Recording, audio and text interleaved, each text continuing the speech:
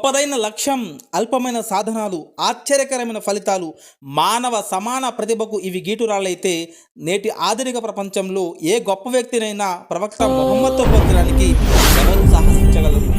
ప్రపంచంలో ప్రఖ్యాతులైనటువంటి వారు ఆయుధాలు సృష్టించారు, రాజ్యాలు స్థాపించారు, శాసనాలు వేశారు. అవి భౌతిక శక్తికి సంబంధించినవి మాత్రమే. తరచుగా అవి వాళ్ళ కళ్ళ ముందే నేలకూలాయి. కానీ ఈయన సైన్యాల పునాదులను కదిలించడమే కాక శాసనాలు, జాతులు, రాజ్యాలు, లక్షలాది మనుషులను చలింపజేశాడు.